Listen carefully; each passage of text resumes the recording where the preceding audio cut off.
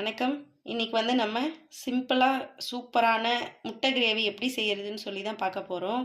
எப்படி செய்கிறதுன்னு சொல்லி பார்த்துடலாம் வாங்க. ஃபஸ்ட்டு எண்ணெய் வந்து ஒரு 2 ஸ்பூன் அளவுக்கு சூடு பண்ணிக்கலாம். அது தாளிக்க பட்டை வகை சேர்த்துக்கலாம். கொஞ்சமாக பெருஞ்சீரகம்.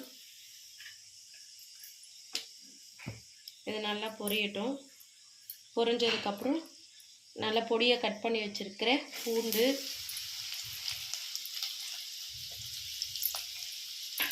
இது நல்லா பொரியட்டும். பூண்டு நல்லா வதங்கினதும் பொடியாக கட் பண்ணி வச்ச பெரிய வெங்காயம் இதை வந்து நம்ம சேர்த்துக்கலாம்.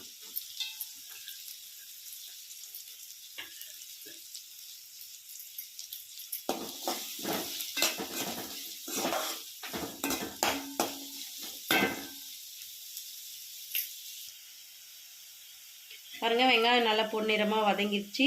இப்போ வந்து மிக்சியில் அடித்து 3 தக்காளி எடுத்து வச்சுருக்கேன். இதை வந்து நம்ம சேர்த்துக்கலாம்.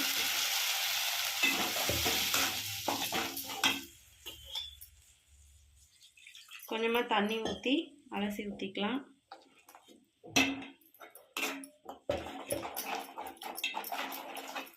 இது வந்து நல்லா கொதித்து எண்ணெய் வந்து பிரிஞ்சு வர வரைக்கும் நம்ம வந்து இதை இது பண்ணிகிட்டே இருக்கணும்.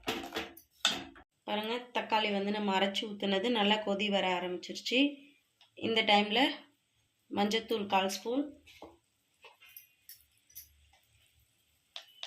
மிளகாய்த்தூள் வந்து 1 ஸ்பூன் அளவுக்கு சேர்த்துக்கலாம்.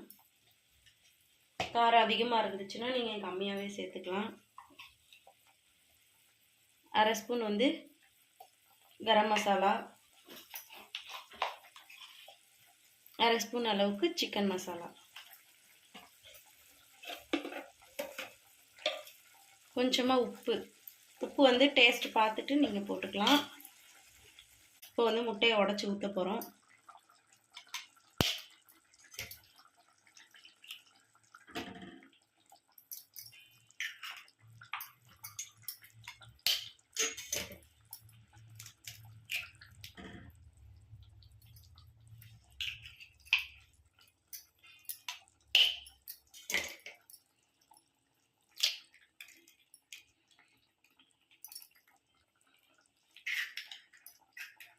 இப்போ வந்து நம்ம அப்படியே ஒரு தட்டு போட்டு மூடி வைக்க போகிறோம். சிம்லேயே இருக்கணும் அடுப்பு. அப்போ தான் வந்து நம்ம உடச்சி ஊற்றி இருக்கிற முட்டை வந்து வேகும். அவ்வளோதான். இப்போ வந்து நம்ம பொடியை கட் பண்ணி வச்சுருக்கிற மல்லித்தலையை தூவிக்கலாம்.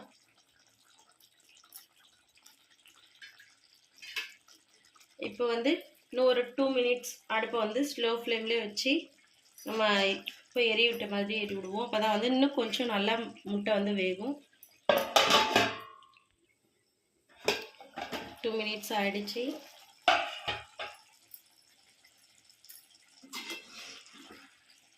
பாருங்கள், முட்டை வந்து நல்லா வெந்துடுச்சு.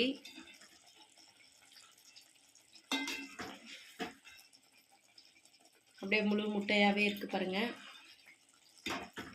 சூப்பராக வெந்திருக்கு. இது வந்து சிம்பிளான ரெசிபி தான். இதை வந்து நீங்கள் வீட்டில் ட்ரை பண்ணி பாருங்கள். லைக் பண்ணுங்கள், ஷேர் பண்ணுங்கள், நம்ம சேனலை வந்து சப்ஸ்கிரைப் பண்ணுங்கள்.